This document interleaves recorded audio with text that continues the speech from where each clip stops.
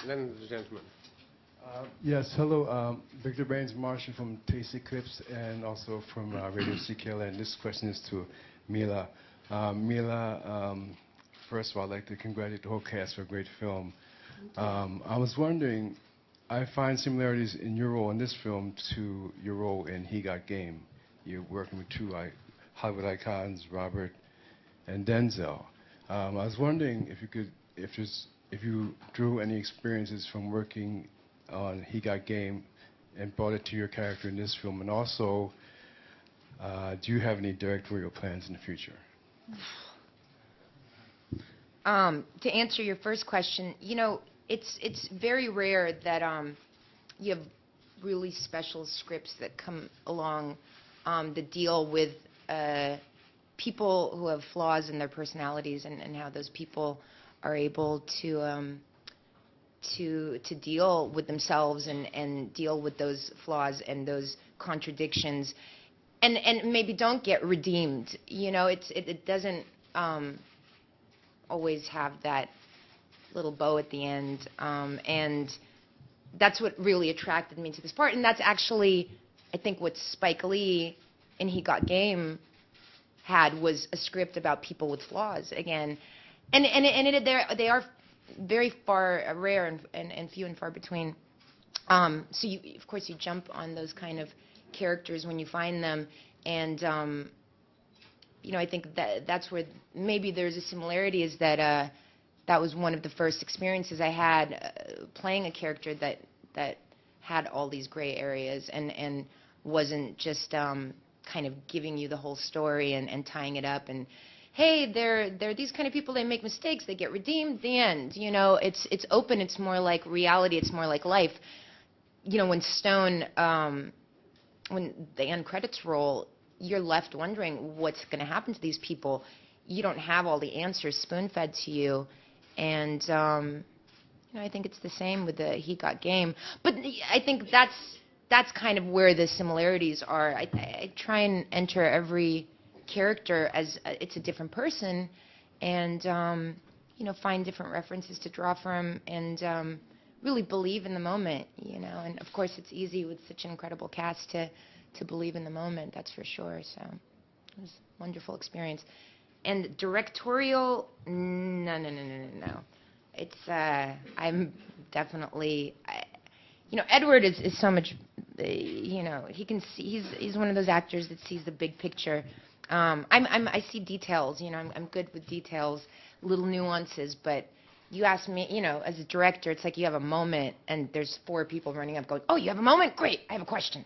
You know, I was like, I'm not into that. Not into that at all. I would lock myself in a room and cry. So, no. Question over there, and the gentleman over there. Hello, Juan Carlos Garcia from Mexico. This is a question for the cast. There are some persons that they believe that prison is not always the solution for some problem, because people inside, they tend to get worse, or they learn bad things right there. What do you think of that? Do you think prison always is the solution as a punishment? Well, you know, there's that expression that some people are in prison and they should be.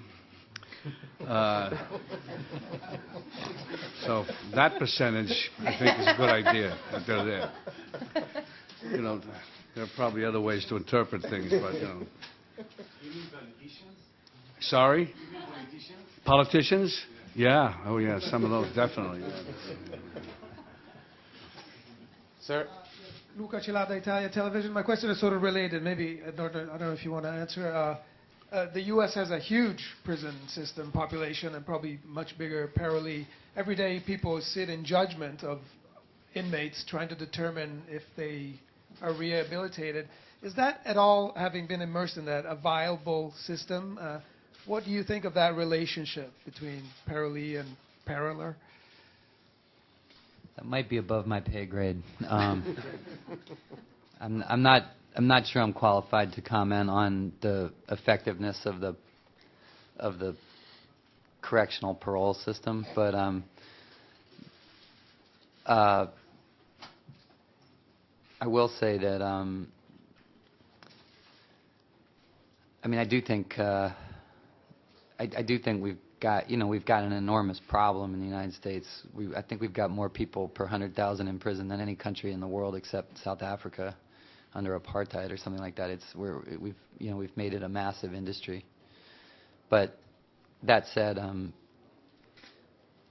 the people we met were and who worked with us are very, very, very dedicated public servants. I mean, they're totally undermanned and overwhelmed by the insane caseload that they've got to deal with, and I don't have deep insight into it, but the only thing I observed was that these people seemed horrendously overworked, and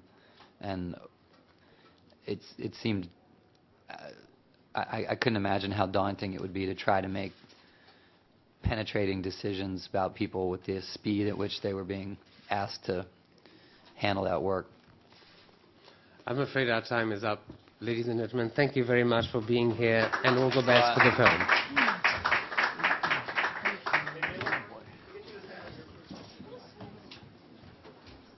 Thank you very much. Thank you very much. My pleasure. Thank